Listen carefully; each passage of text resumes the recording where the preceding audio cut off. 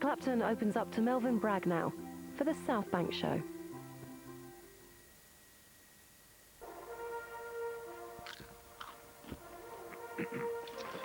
The South Bank Show, in association with UBS.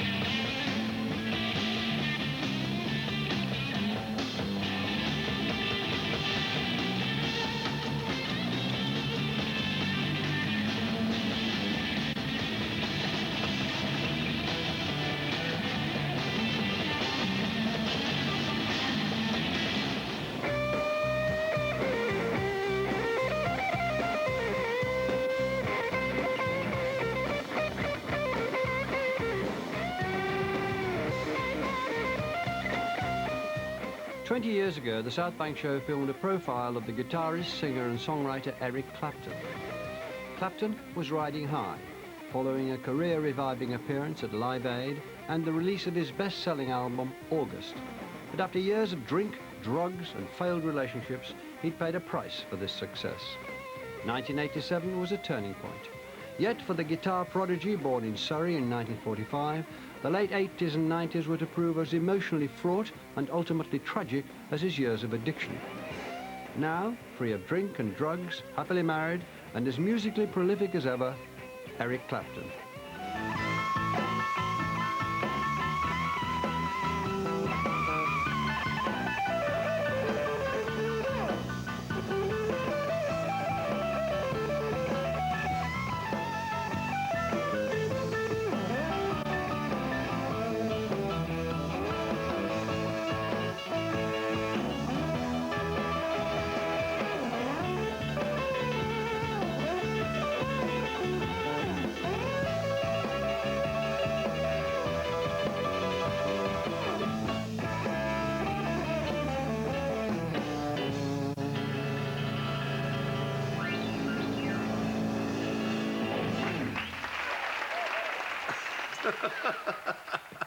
We did an interview almost exactly 20 years ago. It's astonishing, isn't it? Yeah, 1987. And what was happening in your life then?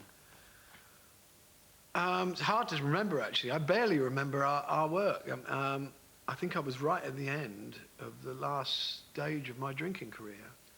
But when it sort of gets to 1 or 2 bottles of brandy a day, I mean, it's beyond having a good time. I mean, that's punishment, isn't it? I did one gig laying flat on my back with the microphone laying down beside me. And they were quite happy. Stand up. Yeah, because I couldn't stand up. Well, I tried standing up to begin with, and then laid down and thought, well, they don't care, so why should I care? And they didn't care. They had a good time. I remember we drank. We drank that day. It's probably the only way you would have been able to stay with me. But and I think that was it was all hitting the fan, really. I think shortly after that, I went on tour to Australia. During that trip, I came to the conclusion that I had to kind of pull it all in and try again to get sober. And I think that last year, I mean, I'd had a lot of fun, but the price was extraordinary. I mean, I was spending a lot of time going to the cricket, hanging out with Beefy, and having really good time. But then, when everyone else would go to bed, I'd carry on, just getting blitzed until I'd pass out, and having, you know, really kind of dark thoughts about myself, only some, you know, suicidal thoughts, and it got pretty grim. Do you look back on your life, as it were, a life in 2 parts, up to 20 years ago and then since in the last 20 years? Yes, I do, actually. It's like 3 phases. Until my mid-20s, I was living one kind of life, where I was skating on thin ice now and then, but it wasn't really an issue. And then there's this whole long period from where I'm about 25, 26 to the age of 42, where I'm in the grip of all kinds of compulsions and powerless, you know, completely powerless. And the last 20 years, so it's like 20 years apiece, Yeah.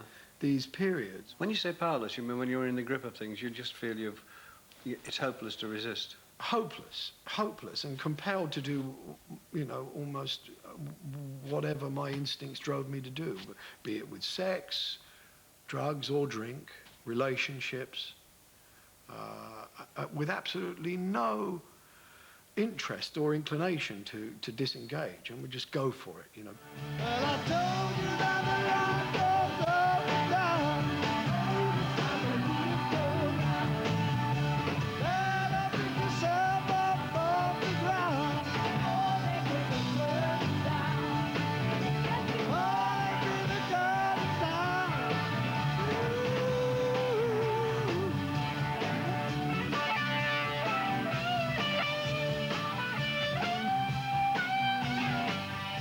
And when I came back from treatment the first time, I couldn't sleep with my wife. I just couldn't perform. And I didn't understand it. And it never occurred to me that I'd never had sex without being stoned, ever in my life. And so it was, I mean, if I thought about, well, I'm going to have sex with somebody, I'd get drunk first. And then it just seemed to do, well, I just, you know, I didn't take, usually I'd be kind of guided through it in a way, you know. And when that was removed, all of these things, which are normal everyday things to most people, became impossible.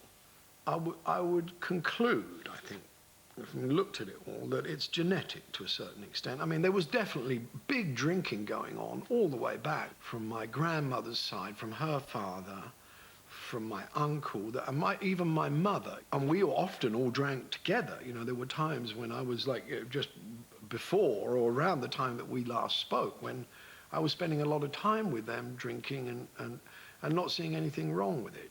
You quoted William Blake in that last interview. The road of excess leads to the path of wisdom. That's it. Yeah, I believe in that. And that meant a great deal for you, that. And a lot of artists have thought that taking drugs, drinking a lot, excess has given them doors of perception. Were you, as it were, consoling yourself for a long time that this was what was really happening? Well, You're becoming a better artist. It's great justification, isn't it? Absolutely. It's fantastic rationality. I mean, and grandiosity, really. I think actually that, you know, the road to excess is often just a shortcut to something which we really need to be putting a lot more labor into. You know, the road to spirituality, I would say, is a hard road, but we can sometimes, you know, cut a few corners by taking the right substance. But unlike genuine spirituality, it fades when the drug wears off.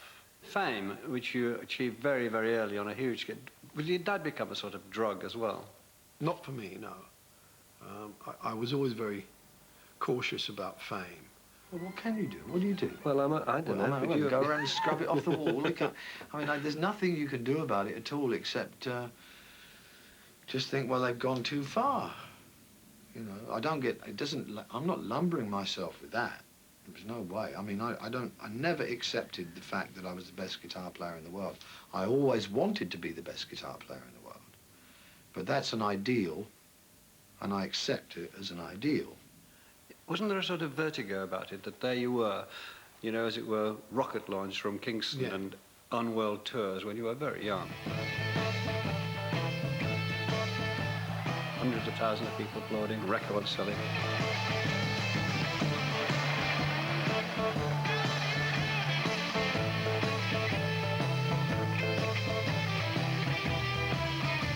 It must have had a dizzying effect. Yeah, very much. And it was something that I was always trying to sabotage, I suppose. And this was the baffling part of it for friends and family, that, well, what's wrong with this guy? He's got all this, he's got what we would all die for, you know, and he doesn't seem to appreciate it, and he doesn't want it. I would get into a position where most people would want to be, and I would feel like I didn't deserve it. So I'd try and dismantle it in some way. And you've never missed drink, or you still miss drink? No, I never missed it at all. Have you ever loved one?